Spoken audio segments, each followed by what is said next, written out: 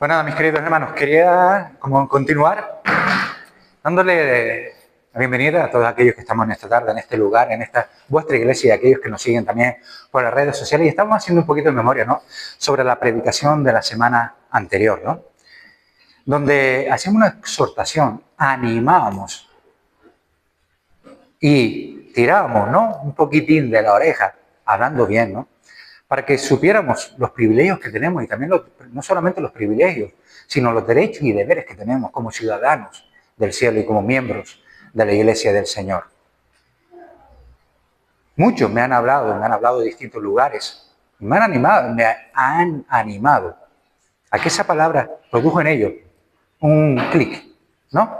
Un clic que lo volvió a volverse, a ver la Iglesia de otra manera.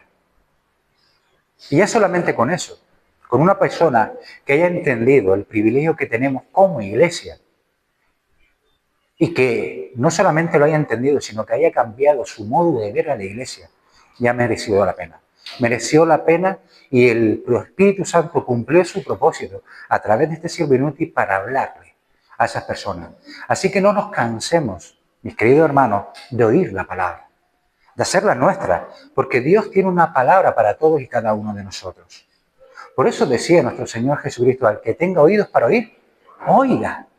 Porque muchos teniendo oídos no oyen, ni entienden. ¿Por qué? Porque sus corazones se han endurecido, su servir se ha endurecido. Así que no seamos de esos tales.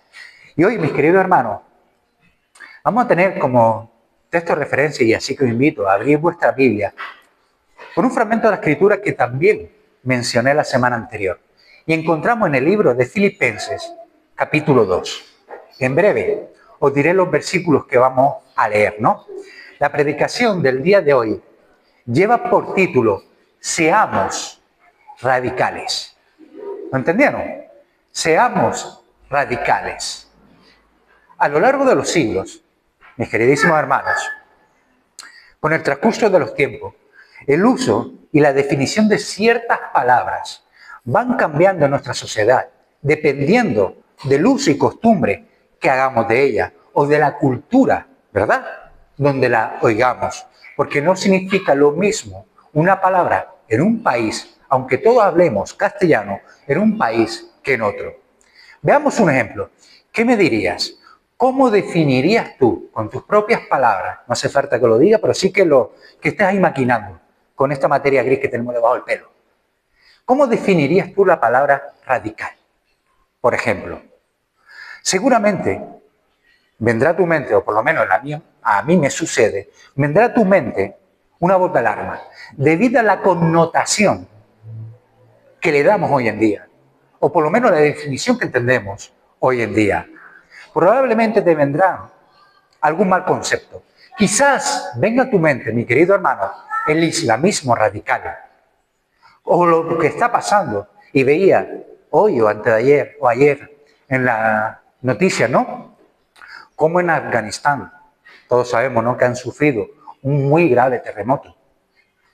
Y las ayudas que ha llegado al país, esa ayuda de emergencia que ha llegado a socorrer a la población, solo pueden atender hombres.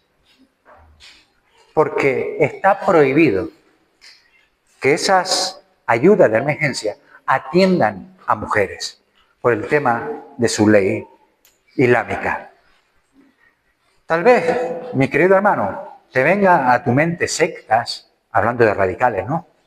Te venga aficionados, sobre todo aquí que tenemos argentinos, buenos aficionados, ¿no?, a los deportes y sobre todo al fútbol. Es más, tal vez te venga hasta incluso corrientes dentro del propio cristianismo que tergiversando la palabra de Dios han cambiado los mandamientos de Dios por costumbres de hombre. Y a todos seguramente nos vendrá algo de eso. En esta tarde noche, quiero compartir primeramente contigo, mis queridos hermanos, y con todos los que nos siguen en las redes sociales, lo que significa realmente radical. La palabra radical se refiere a que algo se encuentra muy bien fundamentado en su raíz o base. Proviene del latín radix, que se refiere a la esencia o fundamento de algo y que por consiguiente algo que afecta a aquello que se encuentra edificado o sostenido sobre ello. ¿Lo entendimos? Más o menos, ¿no?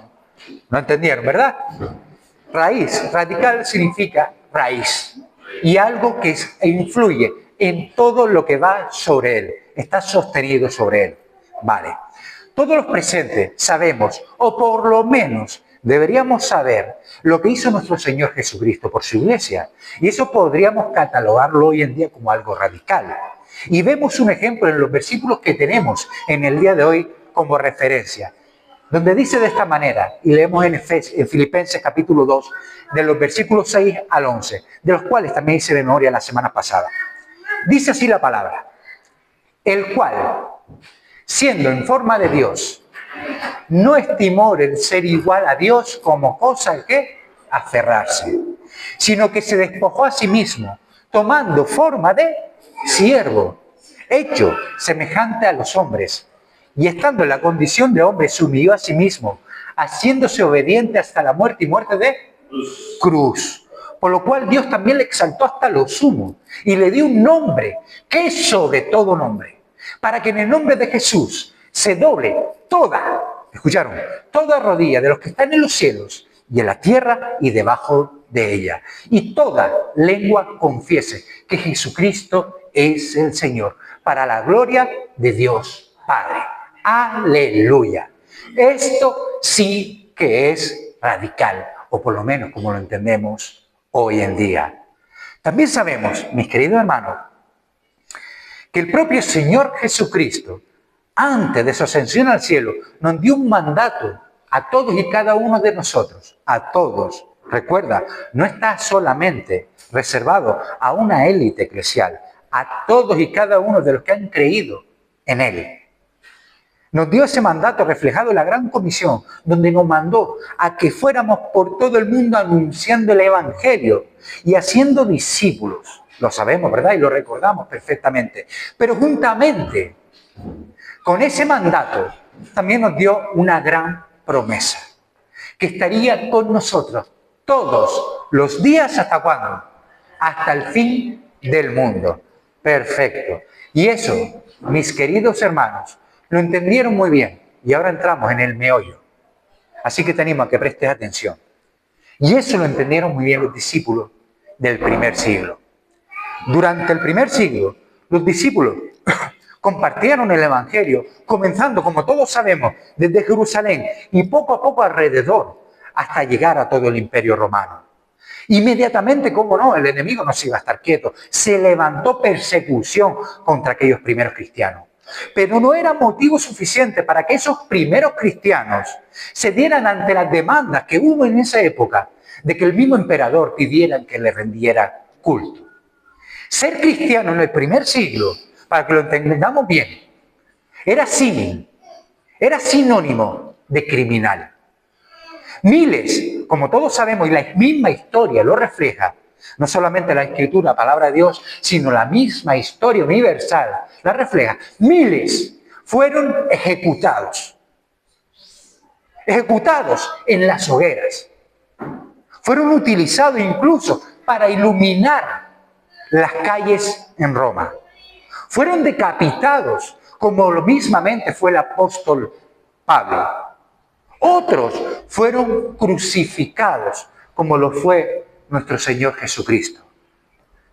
Algo que marcó en gran manera dicha etapa fue la manera en que eran ejecutados, mis queridos hermanos, y todos hemos visto películas seguro sobre eso, cómo eran ejecutados en el gran circo romano, con el simple fin de divertir a la plebe, de divertir al pueblo, siendo estos hermanos nuestros devorados por las fieras.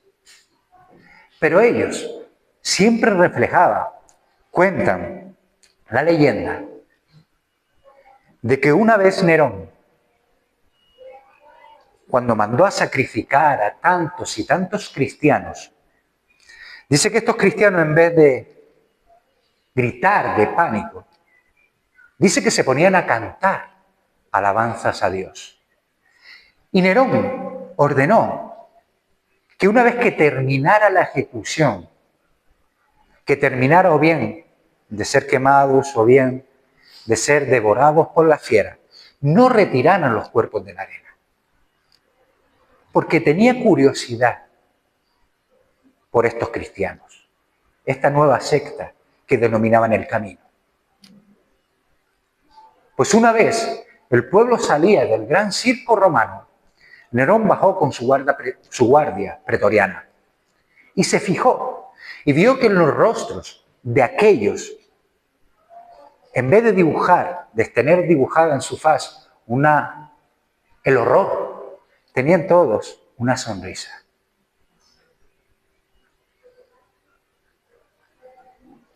Ellos reflejaban en su rostro una paz que era incomprensible para la razón humana, que fue incomprensible para el propio Nerón. Estos primeros cristianos agradecían a Dios por su salvación y ellos se sentían afortunados. ¿Escuchaste este adjetivo? Afortunados por poder entregar su vida por la causa del Señor. Ni el fuego, ni la espada, ni las fieras pudieron hacerles ceder a estos cristianos de su firme decisión de seguir a Cristo, costara lo que costara.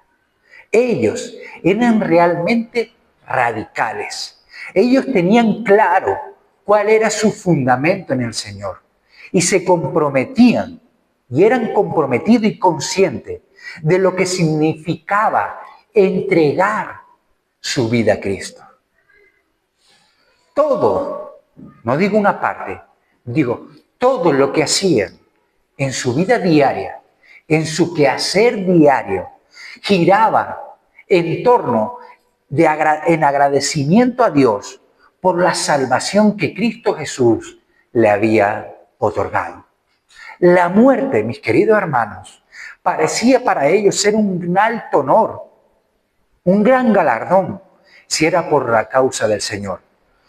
Estos cristianos realmente reconocían cuál era su esencia.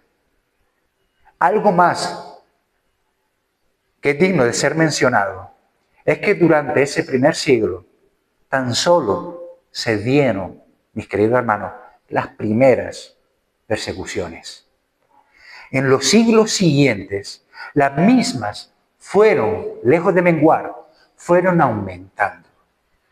Pero de la misma manera, también fueron aumentando el número de cristianos radicales. En vez de menguar, aumentaban.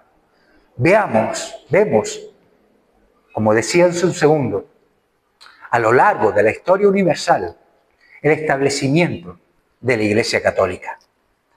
Que con el paso de los años, que con el paso de los siglos, llegó a ser tan corrompida que provocó el levantamiento de grupos opositores a ella, lo cual trajo una persecución contra tales grupos. Por medio de lo que se ha denominado, y todos ya conocemos y forma parte de la historia negra de la humanidad, de lo que se ha denominado la Santa Inquisición. Pero con todo, mi amado hermano, el cristianismo radical, es decir, los seguidores radicales de Cristo, no desaparecieron a pesar de las múltiples persecuciones de las cuales fueron víctimas. Todo lo contrario. Hasta que por fin, entre los años 1300 y 1600, el movimiento protestante tomó forma, tomó fuerza y logró establecer una reforma a toda la enseñanza religiosa. Esto a su vez trajo el nacimiento de múltiples corrientes de enseñanzas doctrinales que hasta el día de hoy existen.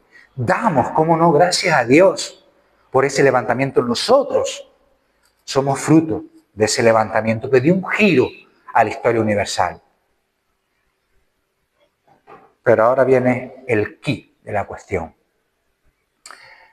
Pero no es útil mencionar que lamentablemente, y esto lo digo con una profunda tristeza, con el paso del tiempo, la pasión con la que los cristianos estaban dispuestos a entregarlo todo por Cristo ha ido desapareciendo.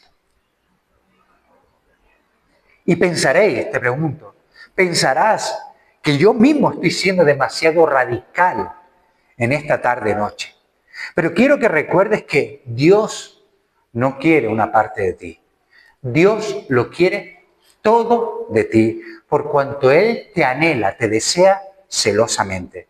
Recuerda, mi querido hermano, ¿cuál es el primer y gran mandamiento? ¿Cuál es? Amarás al Señor tu Dios con todo tu corazón, con toda tu alma y con toda tu mente. Y continúa diciendo en otro versículo, y con todas tus fuerzas. Es más, nuestro Señor Jesús dijo en Mateo, capítulo 10, de los versículos 37 y 38, el que ama, escúchame bien, el que ama a padre o a madre más que a mí, no es digno de mí. El que ama a hijo o a hija más que a mí, no es digno de mí. Y el que no toma su cruz y sigue en pos de mí, no es digno de mí. Y dice también en otra ocasión, en el mismo Evangelio de Mateo, unos capítulos más adelante, en esta ocasión en el capítulo 12, de los versículos 47 al 50. Y le dijo uno, he aquí, tu madre y tus hermanos están afuera y te quieren hablar. Respondiendo él a los que le decía esto, dijo, ¿quién es mi madre y quiénes son mis hermanos? Y extendiendo su mano hacia sus discípulos, dijo, he aquí mi madre y mis hermanos. ¿Por qué? Porque todo aquel que hace la voluntad de mi Padre que está en los cielos, ese es mi hermano y hermana y madre. Es más, aún nos dice en Mateo capítulo 12, versículo 30, el que no es conmigo, contra mí es. Y el que conmigo no recoge, desparrama. Jesús, mi queridísimo hermano, nos puede exigir todo, porque Él lo dio todo. Él no escatimó nada, no estimó, como acabamos de leer, el ser igual a Dios como cosa a que aferrarse, sino que se despojó a sí mismo, el autor y consumador de la vida, el creador de lo visible y de lo invisible, el que llamó las cosas que no existen como si existiera. Él se despojó a sí mismo tomando forma de siervo. Y como siempre os digo, Jesús nunca, entiéndeme, y esto que te sirva, mi querido hermano, de prueba fehaciente, nunca te va a pedir algo que Él no haya hecho antes. Recuérdalo bien. Hoy en día, mis amados hermanos, las enseñanzas equivocadas se han propagado dentro de la iglesia del Señor.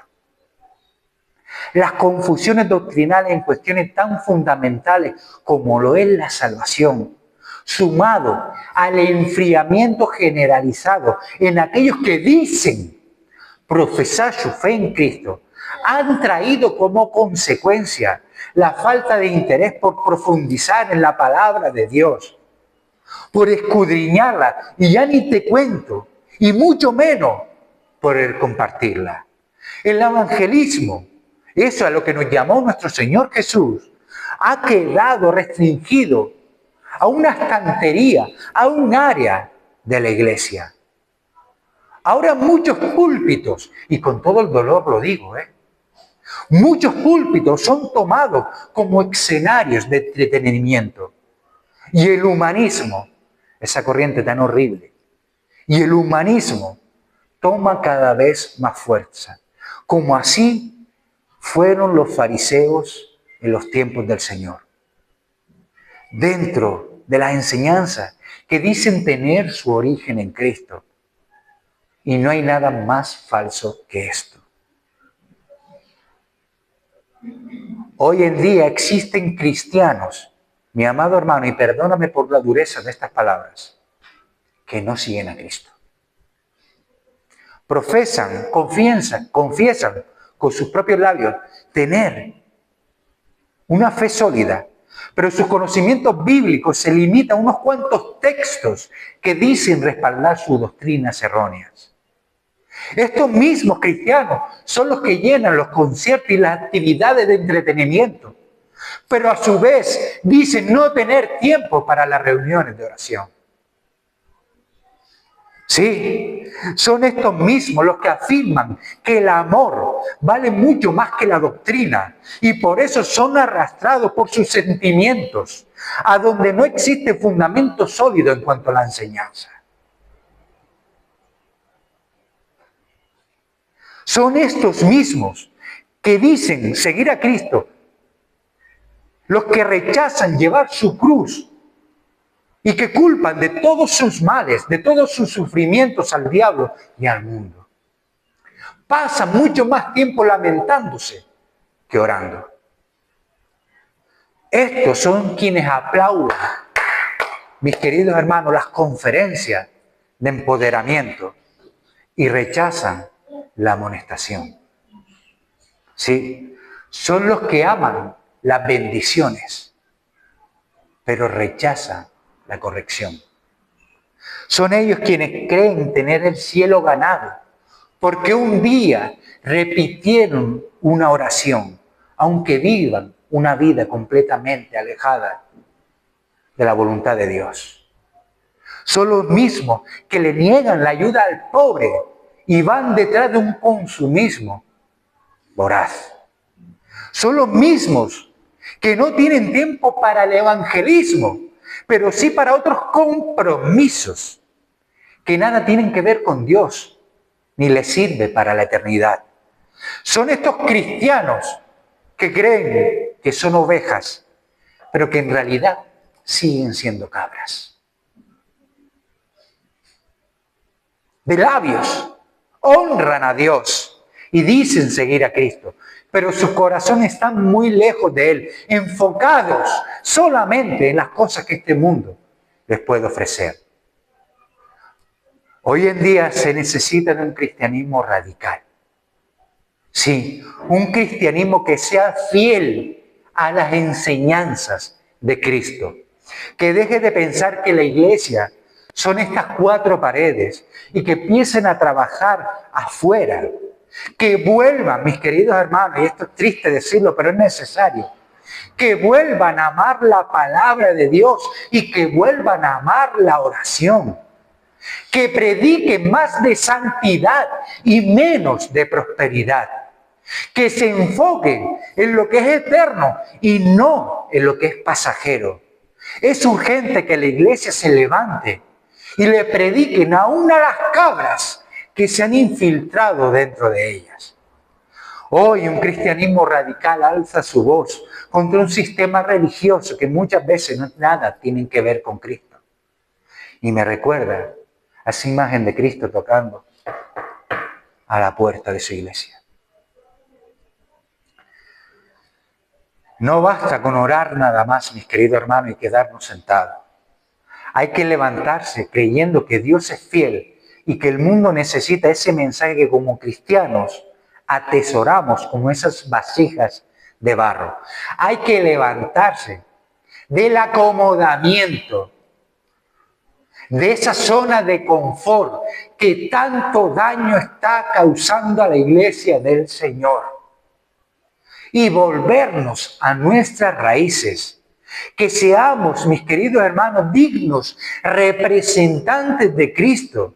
Y que Él se muestre a través de nosotros a un mundo que está en tinieblas, a un mundo que está absolutamente perdido, sin esperanza ni salvación ninguna. Debemos ver, mis queridos hermanos, los tiempos y reconocerlos. Debemos ser esos sabios y entendidos en cuestión de tiempos. Estamos en esos comienzos de dolores. Y de la misma manera que fue en el pasado fue anunciada la venida del Mesías, debe ser anunciada ahora, y si aún fuera posible, con más ahínco, con más urgencia, su segunda venida. Y yo, mi amado hermano, no me voy a cansar de recordártelo. No me voy a cansar de repetirte estas palabras. Debemos, en este siglo XXI, en esta época en la que Dios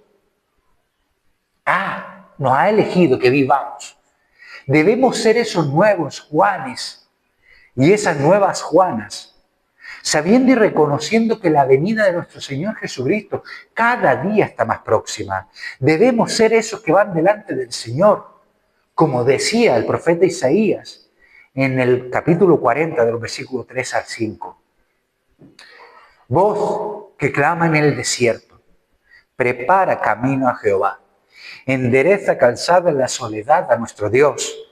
Todo valle sea alzado, y bájese todo monte y collado, y lo torcido se enderece, y lo áspero se allane. Y se manifestará la gloria de Jehová, y toda carne juntamente la verá, porque la boca de Jehová ha hablado. ¿En qué consistía esa preparación del camino de la que hablaba el profeta Isaías? Era costumbre antigua, mis queridos hermanos, creo que esto lo hemos visto en algún estudio bíblico, pero era costumbre antigua que cuando un rey iba a visitar cualquier parte de su reino, mandara delante de sí mensajeros que fueran y prepararan el camino, los cuales se iban a encargar de entrar en cada población y le iba a hablar a los habitantes del pueblo para que arreglaran, para que allanaran los baches, para que quitaran los baches y los socavones fueran rellenos. Ahora, en ese tiempo, era Juan el Bautista el que anunciaba la venida del gran rey. Y el camino que debía ser preparado esta vez no era de tierra, era el corazón de los hombres. La preparación que había de llevarse a cabo era en denunciar el pecado del pueblo y hacer un llamamiento, y esto te va a sonar ya lejano, al arrepentimiento. Juan el Bautista era el heraldo del Mesías. Juan apareció, por lo tanto, como el primer, entiéndeme bien, y permíteme la licencia, el primer cristiano radical, aquel que anunciaba y preparaba la llegada de Cristo. Su cometido era anunciar la proximidad del Rey. Su ministerio fue tan importante, mi amado hermano, que los 4 evangelistas lo recogen. La razón de esta popularidad, el mismo apóstol Juan nos la explica en Juan 1:6. Hubo un hombre enviado de Dios, el cual se llamaba Juan, enviado de Dios, así como tú y yo somos enviados a llevar las buenas nuevas. El mensaje de Juan el Bautista se centró en anunciar la inminente venida del Rey prometido tantos años anteriormente en el Antiguo Testamento, del Mesías. Y estas fueron sus palabras, que leemos en Marcos 1:7. Y predicaba, hablando de Juan el Bautista, diciendo: viene tras de mí el que es más poderoso que yo, a quien no soy digno de desatar encorvado la correa de su calzado. Juan el Bautista preparaba el camino para el Mesías tan prometido. Realmente, mis queridos hermanos, para aquellos que piensen que fue fácil su ministerio, realmente su mensaje fue duro, porque él no buscaba causar buena impresión entre su auditorio, como muchos de hoy buscan, en endulzar vuestros oídos, mis oídos, sino únicamente buscaba Juan el Bautista cumplir con el cometido que había recibido de Dios. Así que anunció a las personas de su tiempo que tenían que arrepentirse si querían poder participar del reino de Dios. Fue un ministerio extremadamente difícil, porque implicaba, como hoy sucede, implicaba decirle a muchas personas que se creían buenas y que confiaban en su religión, que todo eso era un espejismo y que finalmente no les iba a librar del juicio de Dios. Y con valentía, a ver si lo tomamos por ejemplo, y con valentía Juan el Bautista exhortó a todas las personas por igual a arrepentirse de sus pecados, a ricos y a pobres, a reyes y a mendigos, para que hicieran frutos dignos de tal arrepentimiento. Juan fue fiel al ministerio que había recibido de Dios. Y nosotros, 21 siglos después, debemos tomar buena nota de su ejemplo para imitarlo. Recuerda lo que nuestro Señor Jesucristo dijo de Juan el Bautista. No lo dijo de cualquier otro. No lo dijo ni siquiera de Abraham, ni de Isaac, ni de Jacob. No lo dijo ni siquiera de incluso del propio Moisés, por medio del cual Dios hizo grandes prodigios y señales. No lo dijo de Josué. No lo dijo ni incluso del gran rey David, que fueron grandes hombres, instrumentos de Dios. Sin embargo, lo dijo de Juan el Bautista, un hombre que muchos daban por loco, por cuanto se encontraba en lugares desiertos, vestido con piel de camello, comiendo langosta, pero no langosta de esta de mar, no, saltamontes, con miel silvestre, sin haber realizado ni siquiera un solo milagro. Jesús, el propio Dios, dijo de Juan el Bautista, y esto lo leemos en Mateo 11:11. De cierto os digo, quiere decir, no hay lugar a dudas, entre los que nacen de mujer, no se ha levantado otro mayor que Juan el Bautista. ¿De quién dijo esto nuestro Señor Jesús? De ningún otro.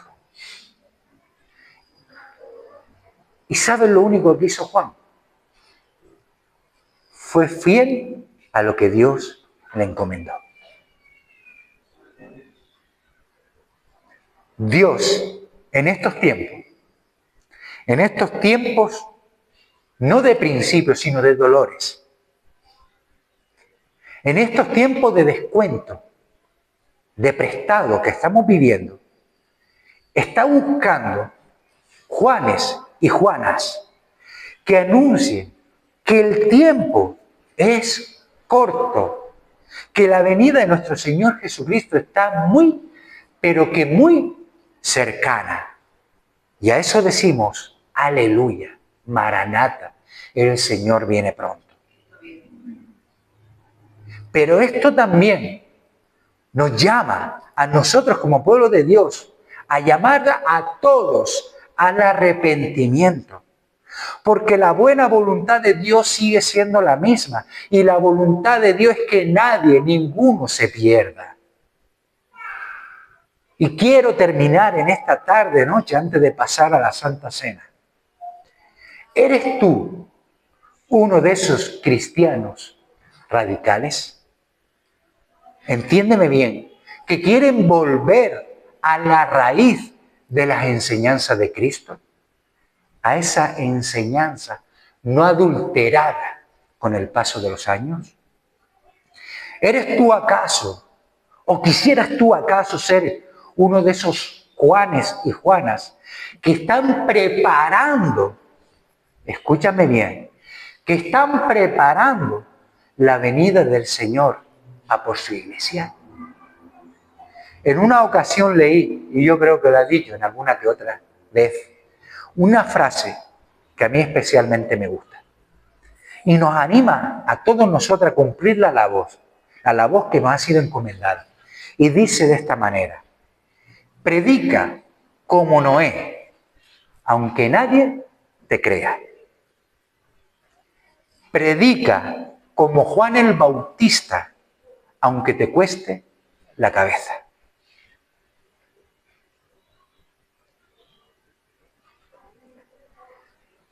Mi amado hermano,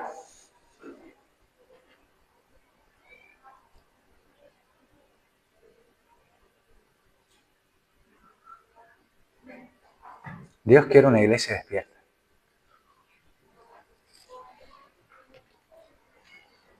Si en algo está ganando el enemigo de nuestras almas, es decir, el diablo, es que estamos tan sumidos en las corrientes de este mundo, con el entretenimiento. Cada día los días son más cortos. Y los días pasan, casi sin darnos cuenta. Y el enemigo nos hace pensar incluso que somos inmortales.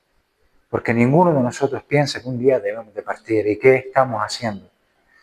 El otro día oí a un filósofo que ciertamente me gustó lo que dijo. Muchas veces nos alegramos, ¿no? Y celebramos que cumplimos 40 años, que tenemos 40 años, por poner una edad. Y sin embargo, lo que tenemos es el tiempo que nos resta de esos 40 años que hemos perdido hasta el momento de partir de este mundo. Ese es el tiempo que nos queda. No sabemos cuánto es, gracias a Dios. Por cuanto Dios es el único que sabe cuántos días vamos a durar. Nadie se muere la víspera, sino el día. Pero nosotros, mis queridos hermanos, tenemos que hacer el buen uso de este tiempo. Antes de comenzar la reunión hablábamos de eso, ¿no? Que el pobre, ¿cómo era? El pobre compra cosas. El pobre compra cosas, mientras que el rico compra tiempo. Y no nos damos cuenta de que lo más preciado que tenemos como hijos de Dios es el tiempo que nos resta. Y debemos levantarnos, mis queridos hermanos, en esta nueva generación, como una iglesia que vuelva a la raíz, que vuelva a los fundamentos no adulterados de Cristo, a amar como Cristo amó, a denunciar lo que Cristo denunció, a volver a amar la palabra de Dios, a volver a amar la oración, a volver a amar a la santidad, a andar en el Espíritu, a andar como Él anduvo, a seguir su ejemplo en todo, mis queridos hermanos, a ser esos cristianos radicales que están bien cimentados en la raíz que es Cristo Jesús, Señor nuestro. Porque recuerda, Él mismo nos dio la parábola de la vid. Recordamos, ¿verdad? Que Él es la vid y nosotros los pámpanos, es decir, las ramas. Una rama alejada, cortada, separada de la vid, nada sirve, para nada sirve, sino para ser atada y echada al fuego. Porque decía Jesús que alejado de mí nada podéis hacer. Debemos volvernos a Jesús de todo nuestro corazón. Aún estamos a tiempo. Aún estamos a tiempo. Y volvernos, mi querido hermano, no por los panes y los peces, por los que nos puede ofrecer o por las bendiciones que podamos disfrutar en este mundo. Este mundo es un clic, es un abrir y cerrar de ojos. Nada comparado a una eternidad. Nada comparado a una eternidad. Tenemos que buscar a Jesús por quien es y por lo que es. Y por lo que ha hecho en nuestra vida. No hace falta ser grandes teólogos, mis queridos hermanos, pero todos tenemos un testimonio que podemos compartir. Todos tenemos un compromiso que hemos adquirido, por cuanto si confesamos por nuestros labios que Jesucristo es nuestro Señor, Señor, tenemos que responder tal como nuestros labios confiesan. Tenemos que honrar nuestras palabras y tenemos que tratarlo así como nuestro hermano, como nuestro amigo fiel, como nuestro Dios, por supuesto, pero también como nuestro Señor. Y tenemos que comprometernos, como decíamos la semana pasada, por ende, con la iglesia, que es la imagen visible, la antesala del reino de los cielos. Mi amado hermano, estamos en tiempo de prestado, estamos en tiempo de descuento. Ya hace rato que debía haberse pitado al final del partido. Pero por amor, como dice la propia Escritura, para aquellos que creen que se tarda, que se retarda, dice que Dios lo hace por amor de los escogidos, porque la voluntad de Dios es que nadie se pierda.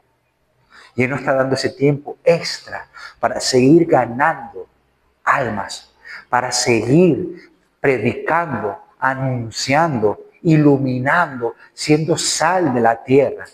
Y eso no lo va a hacer nadie más sino nosotros como iglesia, como cristianos radicales. Tenemos ejemplo de la iglesia del primer siglo. los cuales nunca se dieron, no dieron un paso atrás. Todo lo contrario. No seamos nosotros esa generación que da un paso atrás.